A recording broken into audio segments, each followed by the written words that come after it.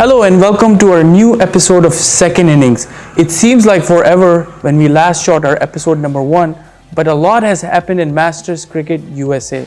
We had the over 40 nationals in Houston, and now we're about to start the Australian bilateral series between Masters Cricket USA over 50 and Australian team. Now, with the 40s national, it was an Adil Bhatti show, and DC Capitals swept this year's nationals. They won the T20 nationals in Atlanta, and they won the over 45 over nationals in Houston. And Adil Bhatti, what a performance. 300s and 150, easily the MVP, and DC Capitals was by far the best team of the tournament, and they won it. We are live here at Hampton Inn, where the Aussie teams is here. They have arrived. They're getting ready to play 2 T20 games tomorrow, and then remaining 6 games are 45 over games. We're going to go and take the interview, talk to the 2 captains, Andrew Sharp and Leith Dawes, and talk about the series. Let's go have a word with them. All right, folks, the time has arrived. We have an important series coming up between the Masters Cricket USA over 50 versus the Australian side. The Australian side has arrived. I saw a bunch of guys taking a dip in the pool and getting ready for the game. And I have the 2 captains, Andrew Sharp, captain of the Australian team, and Leith Dawes, captain of the Australian A team. Welcome to the show, guys. Thank you. All right, so what do you think about Houston? Is this your first trip? First trip, yeah. It's big. We haven't seen a great deal of it. We only arrived late last night, so went off to the indoor centre, which was fantastic.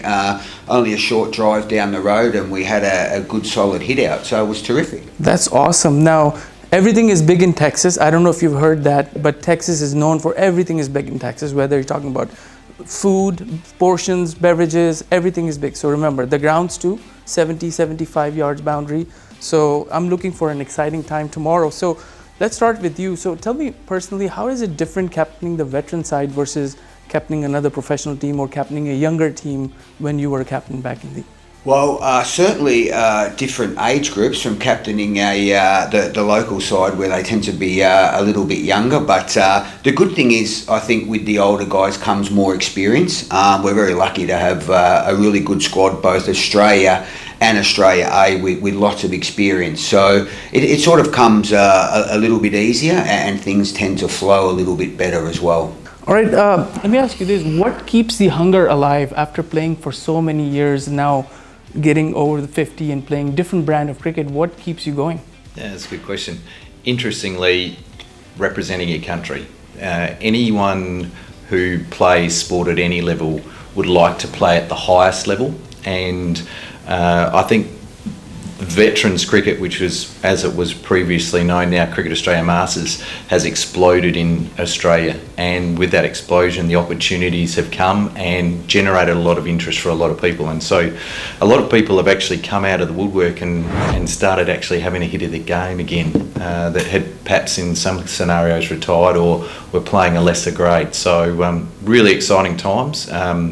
It's getting bigger and bigger. We've now got 55s as well as 50s in Australia, and they're breaking the age groups down because the amount of people interested. How do you manage different personalities and competitive spirit going in an older group of people?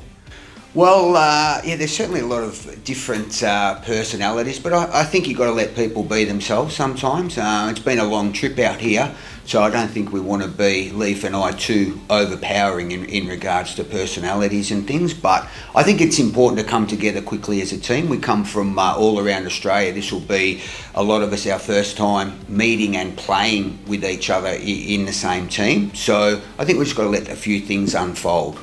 So tell me about that. Has the game become more smarter at the over 50s level because of the experience that you've gained over the years? Smarter, yes. Maybe slower as well, but that just comes with our age group. I think mentally we still want to do a few things that the body tells us just to pull back on a little bit. But certainly I think the experience, and especially with the travel, it's a long way to come. So I think the quicker we can adapt with the conditions over here, the better.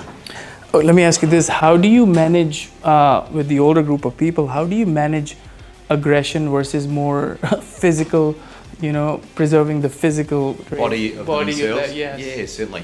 I think because of the opportunity that representing your country presents, a lot of the guys actually go back to really looking after themselves. They start looking at their diet and exercise, water intake and fluids and the like, and probably it's actually really good for men's health on a whole, because people are actually making a concerted effort about how they approach it and look after themselves to get the best out of themselves. A lot of stretching and recovery and just mindful of what you can do to bounce back quickly. We got 8 games in a really short turnaround time of about 10 days. If you're not looking after yourself, it's very much a marathon, not a race, and not a 100-metre race, so to speak. So is preparation and recovery after the game different compared to when you were playing in your younger days? How do you manage that? Yeah, great question. As a younger person, we were probably a lot lazier, and because you could get away with it. Now, if you don't do the warm-ups and the stretching and the flexibility, you get caught out really quickly, and inevitably, potentially injuries. And realistically, we didn't play this much cricket when we were younger. It was rare that you would play 8 games of cricket in 10 days when I was a young man. So we're playing more cricket now than we were when we were young kids. Has the fitness culture changed at all in terms of playing veterans cricket? Is it any different versus how the fitness culture, when you're looking at the younger teams, there's different routines, different strategies that you employ. Is that different when you talk about the veterans cricket? I think the strategies are the same. I mean, you need to prepare. I mean, with the fitness and conditioning, let's just say for a younger guy is maybe a little bit different to an older guy in regards to injuries sustained and things like that. But we've been lucky with these tours that go 9-12 months a year that we get to travel around. So I think you have to be match ready when you come into this. We're just coming out of a season, Leaf and I, from Australia. So we've just finished in March. So we've had a little bit of a break, and we've done a little bit of training for this prior. So I think the fitness and conditioning nearly goes all year round. What advice would you give younger cricketers who are right at the cusp of maybe entering the veterans arena in terms of longevity? What do they need to do different because they're seeing that the cricket is still going on over 50s, over 60s. What kind of advice would you give these younger players in terms of longevity and playing cricket for a long period of time? I think it comes down to first the body. I think if the body's willing and able, that's half the battle. And then mentally as well, if you still have a burning desire to play cricket. I'm somebody that sort of hasn't stopped playing cricket over the last sort of 30, 40 years, so I really haven't had that break. But we've had a lot of people come in that have had a break for 10, 15 years and re-enter the veterans cricket. So you're never too late with the age groups, as Leif said before. We have 50s, 55, 60s.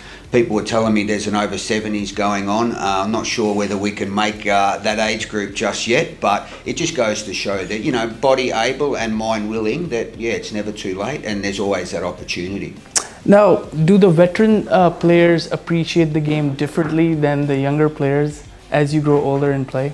Yes, certainly. I think you have a strong appreciation for just the fortunate way you were able to get out there and play the game. When you're younger, you're fit and able, as we were sort of alluding to before. As you get older, we've had a lot of life lessons to all of us, and not necessarily good ones. And I think that bonds us in a way too. We have an understanding of life in a different perspective, and so, from the negative talk that you might have got away with as a younger person, cheeky and trying to be a bit smart. It's more about everyone wanting everyone to have some success, everyone playing to the best of their ability, and whoever's the better team on the day, congratulations, well done. If you've beaten us and we've all had a crack at it, then that's what everyone's looking for. Now tell me about this series now. Different kind of challenge. The grounds are not the same as the Australian pitches. We grew up watching Australian cricket, a lot of bounce, a lot of zip off the deck. This is going to be more kind of Asian kind of pitches, ball keeping low, turning, stopping. What kind of preparations went in when you started preparing for this series? Look, as Sharpie indicated, we've just come out of our summer season, and so in a sense, depending upon where you play in Australia, you can get some varying pitches around the country. Western Australia are those quick, fast bouncing pitches. Some of the pitches in Victoria and South Australia tend to stay a little bit lower, so there is a big variance around our country. Whilst we've finished, unfortunately, because of our weather, we've all been training indoors now, and that's on a hard wicket. So there's not as much preparation. We've got a good understanding in what to look at. Fortunately, weather permitting, we've got a couple of T20 games tomorrow and then a one-day game the day after, all as part of a warm-up, which will give us a really good opportunity to have a look at the grounds, their size and the wickets. So we're going to do a rapid-fire round. We'll do with you first, and then we'll move on to you. Same question, so you have more time to prepare. Best cricket ground you've played on? MCG. Awesome. You're lucky. One of the lucky. Hardest bowler you've faced? Hardest bowler I've faced, wow. I'll say a friend of mine, Rob Walton, if he ever listens to this podcast, he would be laughing. Your favourite post-match meal? Favourite post-match meal? I like the pizza and pasta. Awesome.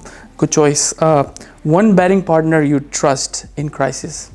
One batting partner I trust. Let's say Glenn Giddings. Had a lot of batting with him in Sri Lanka. He was fantastic. Most important over or passage of play in T20? Power play, middle or depth? Look, I think they're all important, but I think the power play getting off to a good start, you've got a bit of an advantage talking from a batting point of view. So, now you from Australia, I have to ask you a question about Ashes. Your favourite Ashes memory? Ashes memory. Every time we beat England is a fantastic Ashes memory, yeah. but Steve Smith has been fantastic recently Amazing. in our Ashes series as a batter. Awesome. Nets or golf? Nets or golf? Practice nets or golf? Practicing in the nets or golf? I'd choose golf, I think, to be honest. I'm not a massive Nets fan, but yeah, maybe a bit of golf. Red ball or white ball? Tight, red ball. Awesome. Yeah. One rule you would change in cricket? One rule I would change, got to be to favour the batters. What could we do to favour? Maybe bring those boundaries in a little bit more. Maybe they could make it 45. Yeah, why not? Make it smaller. Anything to advantage the batsman, I'm happy with that. Awesome. Now let me turn towards you. Same question. I know you have a lot of chance to think about. Best cricket ground you played on? Certainly not the MCG. I actually played footy on the Adelaide Oval, but I never got to play cricket there. A couple of good ones in Adelaide and a couple of good ones in Victoria, but nothing quite like the MCG. Now the MCG grounds are bigger, right? In terms of MCG grounds, like in terms of the boundary yards, and that's bigger. Is it the biggest huge. ground? MCG, yeah, It's one of the biggest grounds. Yes. All right. And hardest bowler you have faced? There's been a lot over time. When I was a young fellow, I was coming through the ranks and faced an old Australian bowler. And I was being a bit cheeky and I rocked back and I hit him for 6, and the next ball I got to about there and it was through me. He nodded, I never did it again. I can't remember his name though, Okay. I have to apologise. We'll just say Marv Hughes. Yeah. He was angry and crazy like that, so it would be appropriate. And then your favourite post-match meal? Post-match meal, my wife's lasagna. I've got to be honest. Yeah. Good answer. If he watches it, you get all the brownie points. Yeah. Good. See, you get some chance to think about it. One batting partner you trust in crisis? Sharpie's a bloody good bat and a very reliable one, and he's sitting right opposite me. I couldn't go beyond him. And so what's the most important passage of play when you're playing T20? The power play overs, the middle or the depth? Yeah, no, I'm very much a power play man. If you can set your whole game up in those first few overs with the right batsman and with the right intent. And then favourite Ashes memory? So many. I was trying to nail it down to one, and I really couldn't. I'm an avid follower, and some of the tests that we won in England would go down as a highlight. Awesome. Have you played in UK? No. England? No. Okay. Would you be rather in the cricket nets practicing or golf course? I'll be honest, I just have lost the patience for golf as I've got older, because you've got to practice so much to get well at it, and so I'd probably go to the nets. Okay. Red ball or white ball? I'm going to go white. Well, how come? Nobody... Yeah, no, look, I don't mind it. it's that variation of the game that I grew up where there was that transition from Test cricket to one-day cricket in Australia in particular. It was an exciting time, and it's probably very similar now with the T20 concept for the kids coming through. It's brought a lot more people to the game, and it was an exciting time back in the sort of late 70s, early 80s in Australia. Awesome. And one rule you would change in cricket? Look, yeah, I think you got to bring back the underarm. You know, we really got to encourage some craziness. And so now I'm going to ask you a bonus question in rapid fire, which I didn't ask. Ice baths or post-match beers? Look, post-match beers, mate. So the teammates, do they complain more about recovery or injuries now at this level? Most of the boys are pretty good. They're pretty disciplined, and they do look after themselves. It's probably a combination of ice baths and beers, to be honest. They're having a beer in the ice bath. So there you have it, the two gentlemen from the Australian side. Thank you so much for spending the time, and we wish you all the best. Any last comments? Series starting, you want to give any dares to the captain, Raj and Fazal? Should we be ready? Should we be looking for something? No, we don't need to look for anything, but really looking forward to it. Hopefully that weather can clear up just a little bit for us, but really looking forward to it, excited, and, you know, played against the US a few times, so looking forward to it. And Faisal, hopefully he's out of a little bit of form, would be good. But Faisal has been highly unlikely. In some nick, yes, good he nick. has, as always. So there we have it, the two gentlemen from the two captains, Australia and Australia A, Andrew Sharp and Lee Dross. Thank you so much for your time. Thanks for having me. Thank you.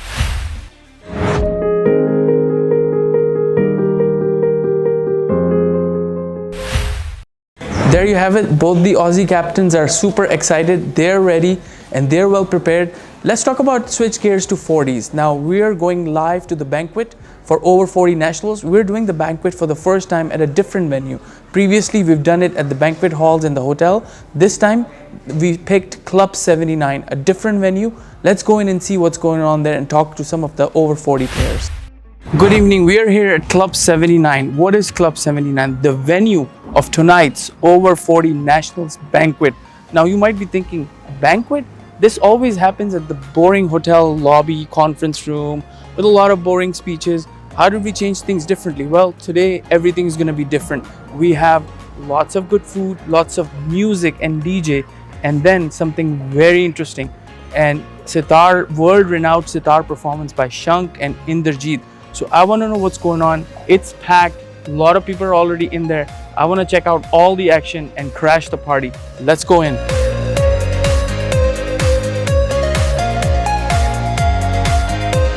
All right, before we went inside, we caught the maestros right here outside thinking about the strategy, what they're going to play. We have Inderjeet Banerjee from Austin and Shank Lahiri from Tampa. They're the world-renowned star players. Let's talk to them. Shank, this is your first performance for a cricketing event? Yeah, actually I love cricket, and Inderjeet Bhai, he invited me to join this event, and we are on tour. So we're excited. I'm looking forward to the performance. I am also excited. Let's ask Inderjeet Bhai, what are you planning to play today? Because these guys are tired. They want some good music, some, soulful music to their ears. Yes, we are going to play, this is, I have a band called Sitarji. So we are playing some original music inspired by the ragas and folk music and the Western influence here. So they're, like Shank said, they're in the middle of a tour. We invite people to dance if they can and they feel like.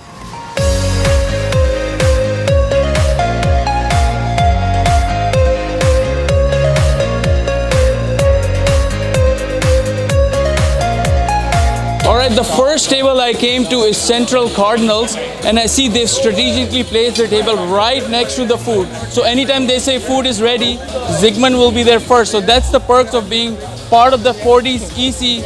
Zygmunt Bhai, congratulations, you won the first game, then you lost the second games to our team. How do you feel?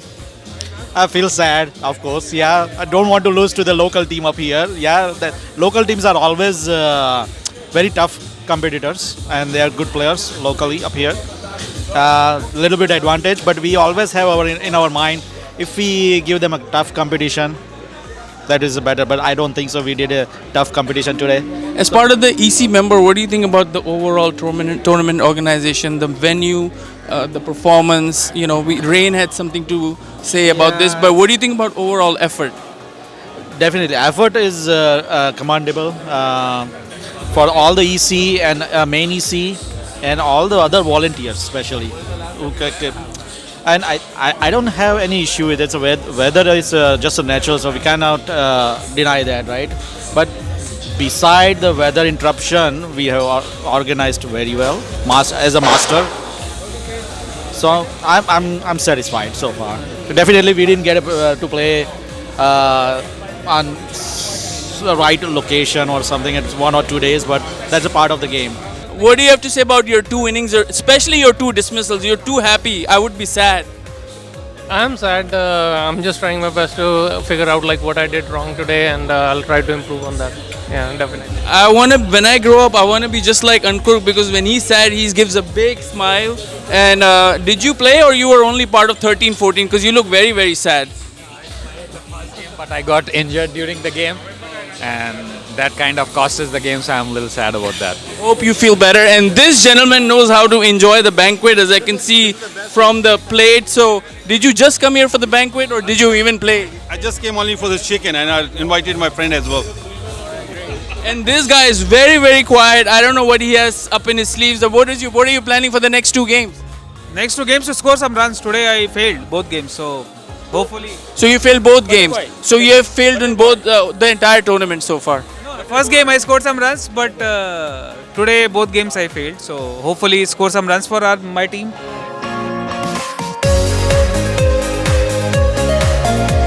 The captain, he's proud because he's wearing his USA jacket that he got.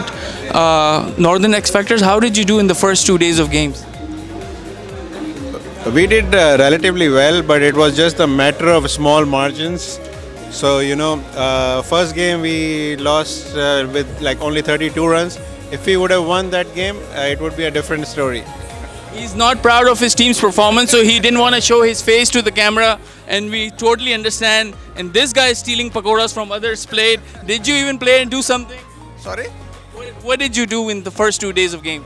First 2 days we actually visited all the restaurants in Houston. That's all I remember. So this guy knows exactly what needs to be done when he comes to Houston. And there was one more guy over there, I forgot, he probably left, he's shy. And this guy wanted to go with him, but he said, no, you sit, I'm going. How did you do in the first 2 days? We did pretty good, but again, close margins. We lost a couple of matches. We're here with the 40s EC's member. Darshan is not here, Pavan is not here, but we have Zigman Patel, Arun Bhai, I don't know the last name, and Nikhil, but no relationship to Pooja or Alia. But there you can see working hard, or one person working hard, 2 hardly working, they're enjoying. But Arun Bhai, what do you think about the tournament so far? So far it is really good. Even though we had some rain issues, we were able to accommodate all the teams to get some games. Tomorrow is semi-finals and finals. All the teams are excited for that. Nikhil, but today, man of the match, great performance. What do you think about your performance today? Yeah, I mean, it was a good game today. A very difficult wicket. We played against Zigmin's team, a quality team. And luckily, we were able to get the runs on the board and get some wickets and get the win. Did the other 2 guys get off? Are they not working, not on the clock, or what happened? Darshan and Pavan. I think they have some other priorities right now. Pawan is not. I think he's under weather right now, so he could not make it today. But Darshan, I thought he was supposed to be on the ground, but now he's in Dallas. So, but he's always on the phone. We just spoke, I think, about the food and everything. Yeah. So. Yeah. All right. So one question, one answer. Who do you think is going to win 40s National? One team. Prediction. 40s National. I'll go with Knight Riders. DC Capitals. DC Capitals. Yeah, I mean, being from Houston, obviously Houston team is not in there, so I will support Dallas or Austin. Either ways, it will be South. So Austin Elites or Dallas Lions, yeah?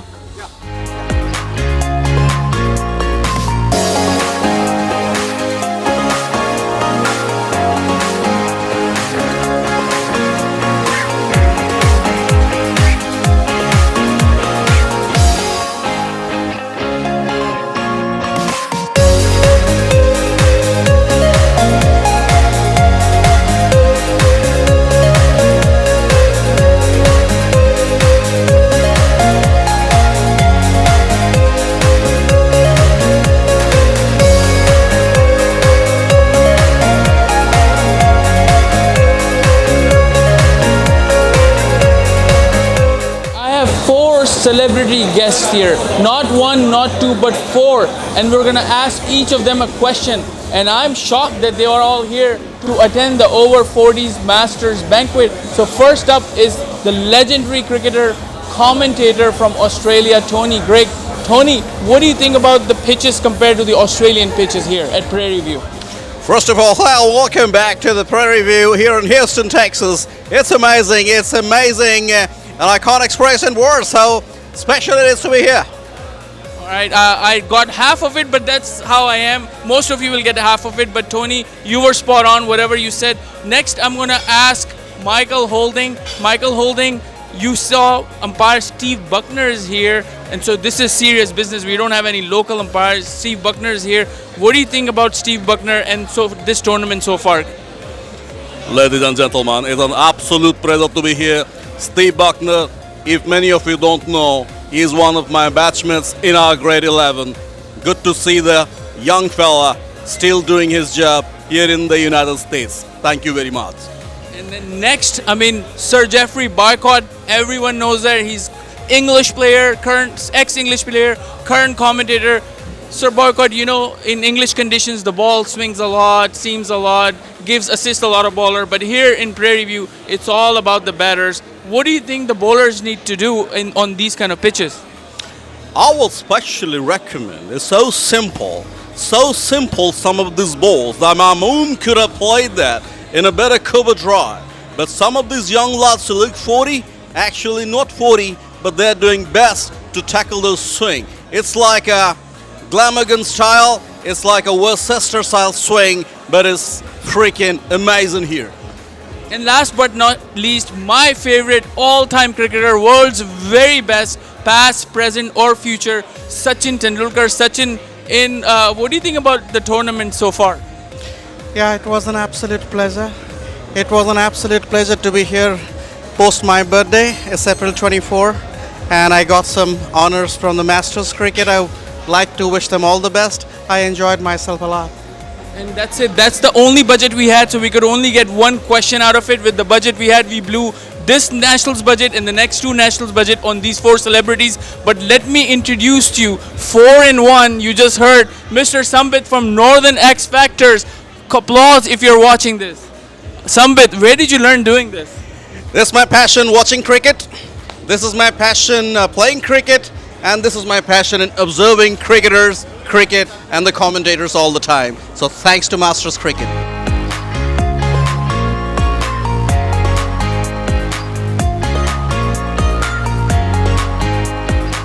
All right, here we have it. The party is reached its peak.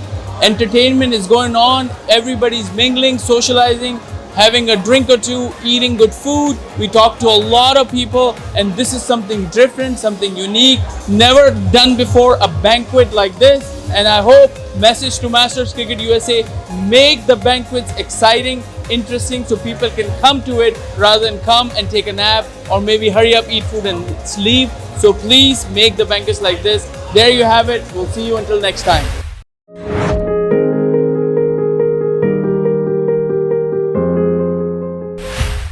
And wow, the banquet was packed. There were so many players, and there was a live performance for the first time, a sitar player. So a lot of fun there. But let's move gears. Let's switch gears to the bilateral series. We talked to the two Aussie captains.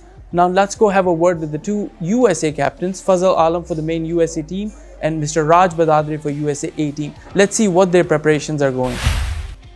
The stage is set for a bilateral series between Australia and USA, and now I have the two captains, the USA captain Fazal Alam and then USA A captain Raj Badadri. Now you two guys were vice captaining the same team, decided to split it up and made captains for both teams. What went into that strategy?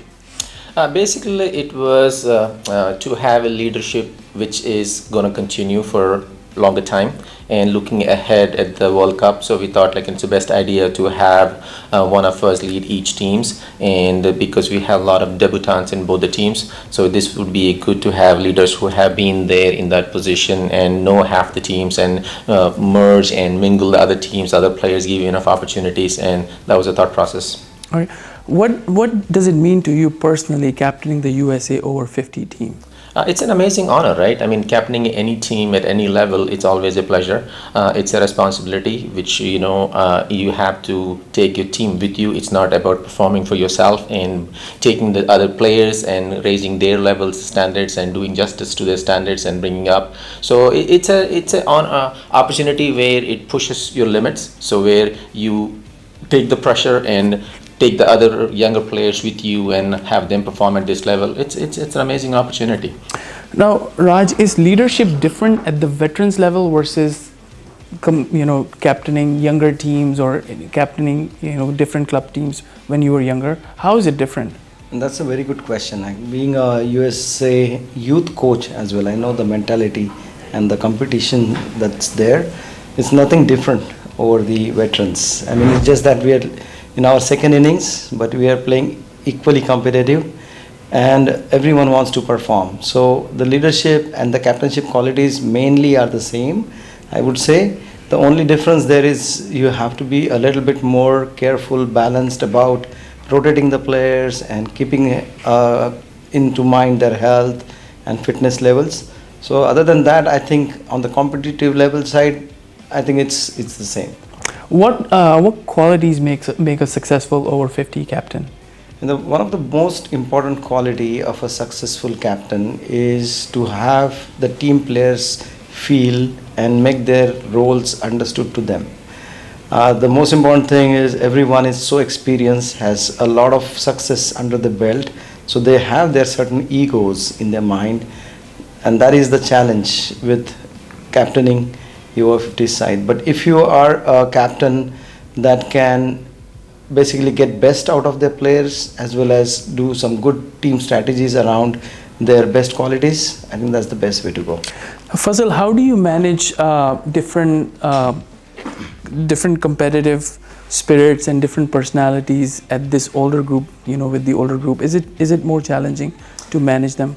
It is kind of challenging and it's easy at the same point. I mean, depending on how you look at it, because when you pick up a national team, everybody at their zonal levels or at the national levels have been, say, batting at a different order, bowling at a different order, have a different role. But when you come at the national level, again, that has to be balanced out.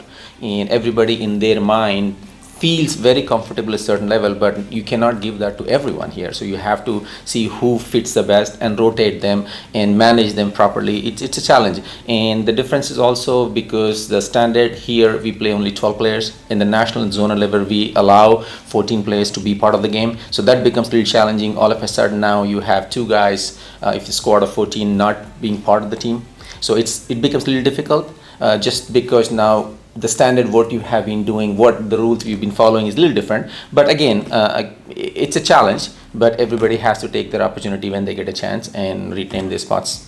And then again, with this older group of players, how do you manage aggression versus physical, preserving the physical edge in terms of physicality and aggression? Because you have to be careful with 8 games in 12 days. It's going to be a bit challenging here. Yeah, so having played some international games where you play a lot of back-to-back games, and at this age, sometimes depending on the weather and the humidity, it gets challenging. So we have to manage that. The workload management is also a key because at 45 over games, these are not 40 over games, and you have to bowl 9 overs as a fast bowler. Back-to-back is difficult sometimes when you're batting. If you run, like we went to Sri Lanka, we went to Cape Town, where the weather was very challenging to play so many games in such a short window. It's not easy, but again, we've been doing it, and we always have some injuries on the tours, but people are now used to it and they kind of know, and they prepared very well for this challenge. Speaking of injuries, has the fitness culture changed in veterans cricket? Because after a certain age your body kind of gives up. So is there different fitness culture you kind of use in terms of keeping the players going? And that's another great question, because when we start playing, one of the best thing is we are playing on the best facilities here, wherein there are very less injuries due to the ground facilities on the ground that we play. So our mind again becomes a 20-year-old guy who is playing, but our age is 50 plus, as you know. So that's a challenge in a way that you push yourselves a little bit harder. even though your age and everything is on not your side. So if I compare when we started, we all had a little bit obese kind of fitness. We were lethargic in our field, but due to all great work, especially by the management team and all what we do, right from the yo-yos to all the fitnesses and everyone putting the daily updates, I think that is helping immensely. So what hurts more after losing a game, body or pride in veterans cricket? Absolutely pride. We play 5 games in 7 days, but still we want to play another game the next day. So the body never hurts, we not lose, but it's the pride if we lose the game. So how do you keep the hunger going for the game? Because you've played so much cricket, starting from your teens and 20s and 30s and around 50s. What still keeps you going? What is that? Where's the hunger coming from? That's a very good question. I have to answer my family all the time. Like, how long you've been playing and you keep going and you never stop. I don't know how to tell you that, because there were instances where we plan tournaments, we go there, we hardly play 2 games, and some of them rain out when we go back home, and we get ready another within a couple of weeks to go back again and play. I mean, it's just how humans are made, I guess. Once you are in love with this game, you just like to play more and more. It just keeps coming, it keeps happening. How did you prepare for this series? Like, knowing the Australian teams, you've played against them a few games. I'm sure you have some statistics and some strategies. What went into your preparation for the series? I mean, the preparation was no different than we have always been doing for all these any international tours. It's always a pleasure to play against a good team, and it's very challenging. We know that Australians are known to be fierce competitors. We have played them enough times, and we know that we are against very good opposition, and we prepared for it. I mean, we just had a tour, over 55 tours to Cape Town. We had a good tour, and before that we actually toured for our World Cup teams. So preparation is no different, but it's playing at home. We know the conditions a little better. We had a better availability of our players compared to in the past tours. So let's see where it goes. Australia is a good team. They are a younger team. So basically they have a lot of crossover 40s into 50s now. So it should be a very interesting series. Now, playing at Prairie View, this is your home turf. You're familiar with the territory. You feel like you have a competitive edge in this series going in? We do. One of the most important things here is we know the bounce of the wicket, because when we go out and play on the different wickets, especially in England and Australia, the first couple of games we are gauging the bounce, we are judging the bounce there. So that is one factor taken away, as well as the speed of the wicket. So we know what the pitch is going to play, how it's going to play. So that is a big factor playing on the home ground. Other thing is we don't have to travel a lot and get into the first couple of games with jet-lagged minds. We are well rested, and also we are very well prepared for the last 1 month or so, more than that, so that we can play and make use of our home conditions well. Any tricks coming from your sleeves playing against your colleagues and teammates against USA? Because I know you have a few games against USA as well. So the Fazal made a point, a very interesting point. If you had to select 2 teams, there was very less margin of every player of those 28 would have been in any of the teams. It was just the team combination that dictated that which player will be playing on which team, kind of a thing. So there's literally no 19-20, they're all 20s in my opinion. So the strategy will be to have a good preparation done for the World Cup for all 28. No matter who wins or loses, my dream is to play finals against USA. And we are looking forward to that. And I know you have just a comment that you have a secret weapon in your team by the name of Mustafa Hemani, so I'm sure you can. So I'm just going to go run you through a rapid fire round. Same questions to you as well, so you get more time to prep. Best cricket ground you played on in Veterans Arena? You cannot beat the Kensington Oval we played in Barbados. Awesome. And hardest bowler you've faced? Alan Dawson, South Africa. And your favorite post-match meal? Sri Lanka. One of the dinners we had in Sri Lanka. Was that the local cuisine? Local cuisine. One batting partner you trust in a situation of crisis? Sanjeeva Veerasinge. What's the most important? You have two T20s coming up tomorrow. So what's the most important passage of play in T20 in your opinion? Is it the power play, the middle overs, or the death? Power play. What would you like to do more? Practicing in nets or a golf course, game of golf? No golf. No golf. Red ball or white ball? I know we play, or pink, I would say pink ball or white ball. I missed red ball that you asked, but pink ball. And if it's up to you, one rule you would change in cricket? If I can bat one more time when I get out. Like baseball. Don't we all? Raj, same questions. Best cricket ground you've ever played on? I would say Grand Prairie in Dallas. Grand Prairie is a beautiful facility. Outfield is so lightning fast, yeah. Hardest bowler you have faced? I think Alan Dawson, without a doubt. And then hardest batsman you've bowled to, since you bowl also? That's a good question. I would say Louis Kuhn now, because he was very, very good temperamentally. And what's your favorite post-match meal? Post-match meal is, if there is no game next day, Agas. Agas is one of the staples of Houston. And who's that one batting partner you trust in situation of crisis? 100% Sanjeeva. Sanjeeva is a common answer. So kudos to Sanjeeva. What do you think is the most important passage of play in T20? Is it the power play, the middle overs, or the death overs? For our team, it's always been the death over when we bowl. But I would say the power play.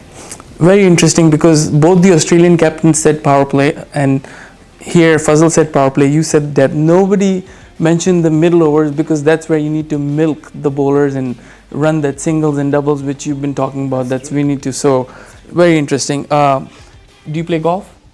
No golf. No golf. So that question: white ball, red ball, or let's say pink ball? Red ball any day. And one rule you would change in cricket? At least have 1 or 2 bouncers in an over, which they've removed from the T20s and ODIs. Give something for the bowlers, please. Awesome. Any final comments about this series, about your team preparation? I mean, I'm feeling very confident about our team. And the best part of it is, I think the whole squad of 28 just feels that it's a USA contingency. So just making them feel at home, make them understand their role, and try to enjoy this tournament. Amazing. I mean, prepare well and don't worry about the results much. Well said. Fazal, any final comments from you about this series? Looking forward to this tournament for some time, and hopefully the weather allows us to play more games than we have experienced in Prairie View in the past. Other than that, it's an amazing opportunity to play against a team like Aussies. They have 2 teams, and then we have USAA. When you say USAA, half the team is USA. So basically, they're both USAs. So it should be fun. That game, watch out, it's going to be fun. All right, so folks, there we have it. The 2 captains, Mr. Raj Badadre and Mr. Fazal Alam. Good luck for this bilateral series. I'm looking forward to it. I hope the rain kind of cooperates with that and we get the full matches on. So good luck with the series. Thank you. And I sincerely hope that Mustafa Hemani scores 100 against USA. There you go. That's the spirit. All right. Go Masters USA. Go Masters USA. Thank you very much for your time, gentlemen. Thank you so much.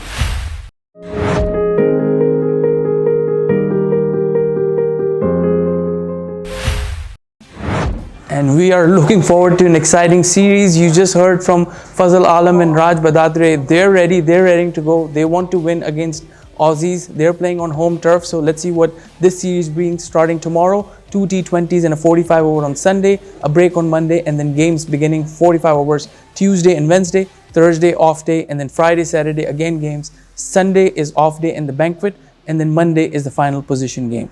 Now, for this kind of series, 12 days, 8 games, a lot goes on in the preparation, and we want to talk to the volunteers that are doing all the planning, all the logistical challenges they're facing, but they're here. Let's talk to Mr. Arun Vitala and Mr. Sushil Bhatt.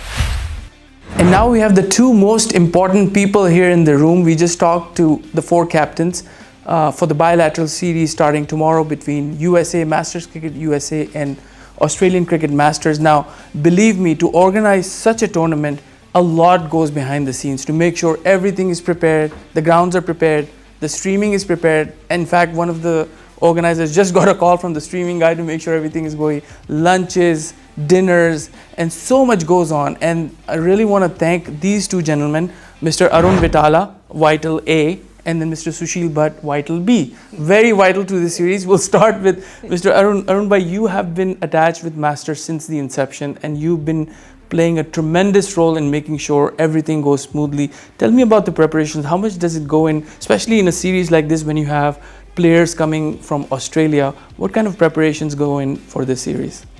Well, it takes at least 3 to 4 months before you can even do anything. So there's a lot of planning, understanding what the requirements of the Australian team, understanding the requirements of the USA team. Then, of course, the most important thing is the budget, figuring out how to work within the budget and still make all the bells and whistles happen. And that's usually a chore in itself. It takes a lot to make all of these happen. Like you said, it's not just the balls, it's the umpires, it's the food, it's the commentators, it's the streaming, uniforms, you name it, and the grounds. All right, we will talk about the grounds. I'll talk to Sushil, but I know that we have Grand Prairie just north of here in Dallas, which is one of the finest facilities in USA. Major League Cricket goes on. Was that ground ever in consideration, thinking that Australian sides are coming to play?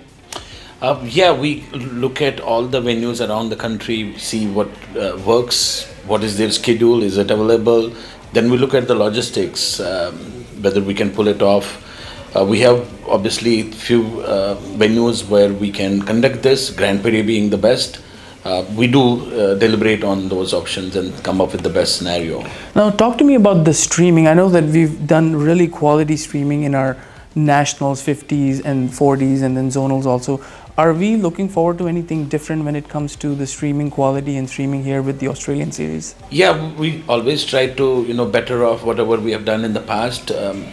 The ball tracking and all the reviews, the umpires have an option of taking the decision, particularly line calls back to the streamer, and they give them the best visuals to make the decision. But having said that, there's a limited technology in play, but we try to make it best given what the technology is available for us. Now, Arun, I know you have toured with USA team to different countries and played. I saw them playing there, and you probably saw the organizational skills there. How are we different from them? Do you think we put in more effort, or is there something different we could have done, or any lessons learned from those series?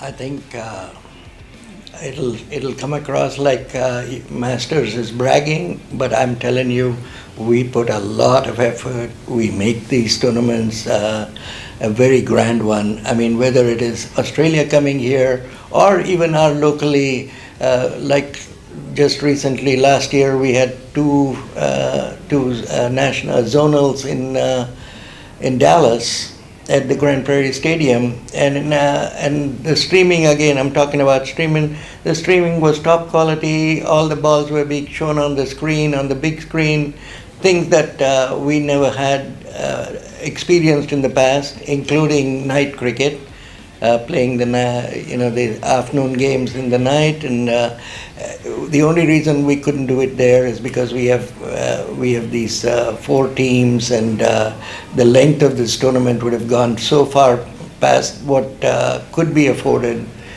in order to conduct the tournament. So tell me about the quality of the balls, because I know this is an important series and we want to make sure that both teams have an equal chance, and Aussies are used to playing with different quality balls, Kookaburra balls. So are we doing anything different with the quality of balls?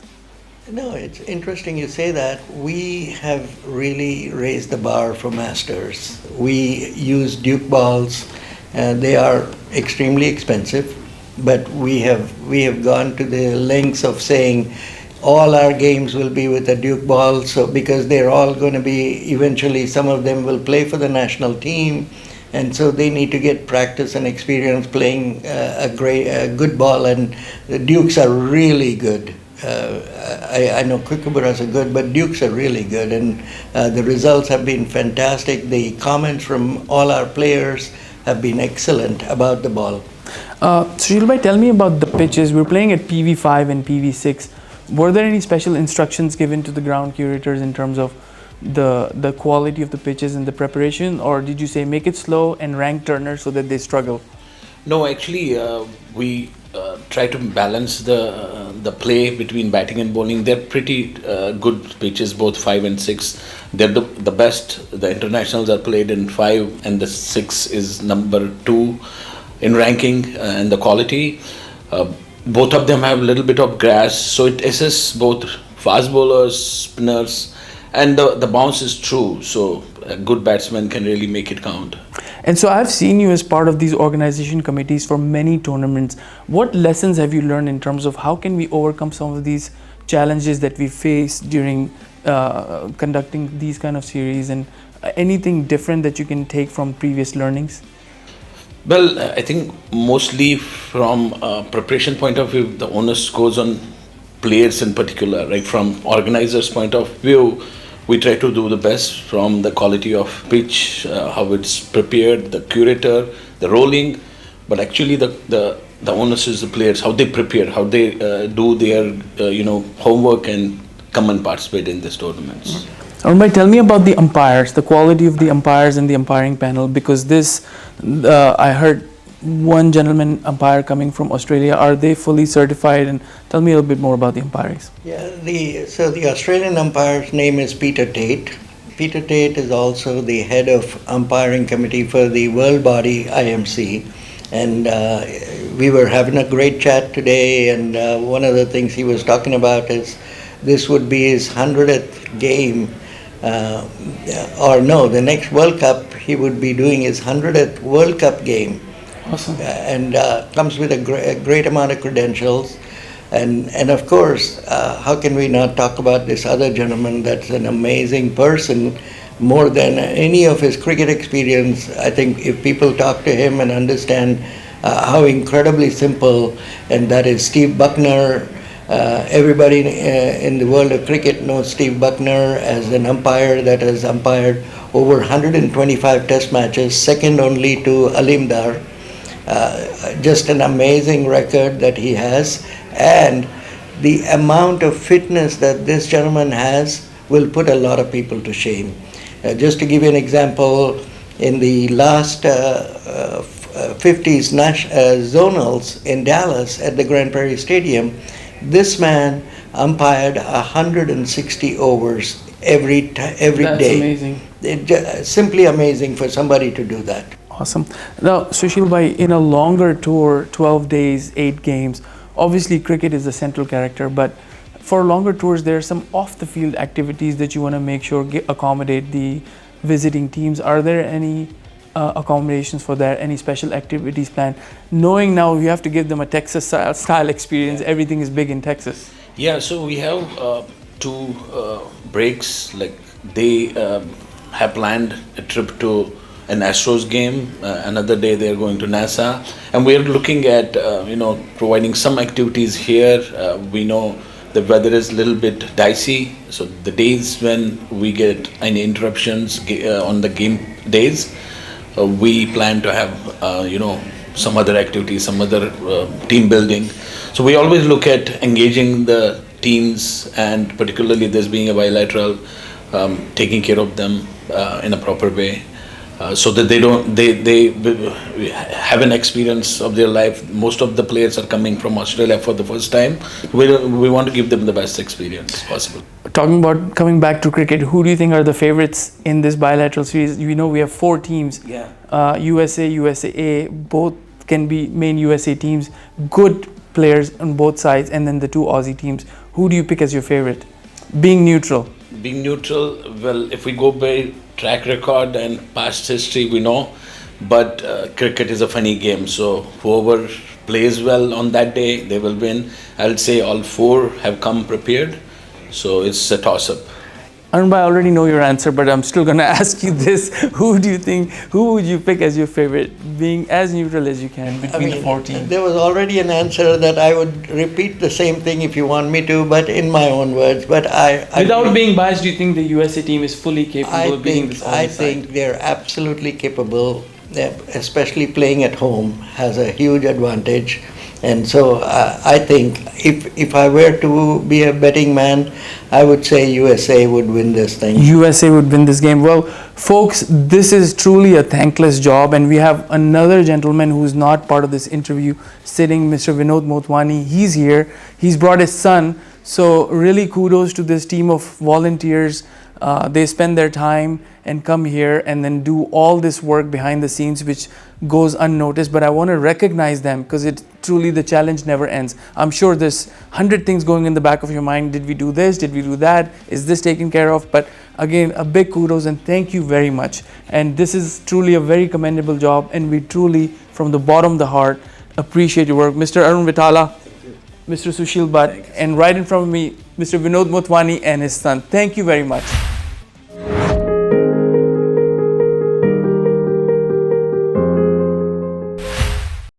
Folks, there we had it. We had an exciting episode. We talked to a lot of players. We got the Aussie captains, the USA captains, and we covered the over 40 nationals. Congratulations to DC Capitals for winning the over 40 nationals. They won the T20 nationals in Atlanta. They won the 45-hour nationals in Houston. DC Capitals, they have a mark on their back for the next nationals. We have a lot of cricket coming up. After this, we have the over 40 zonals coming up in Albany. Albany is going to be a new venue, so team selections are ongoing at the moment. And that's a wrap for this episode. In our next episode, we're looking forward to the over 40 zonals in Albany, and we're also going to talk about the World Cup for over 40s happening in Guyana. Until then, so long and take care.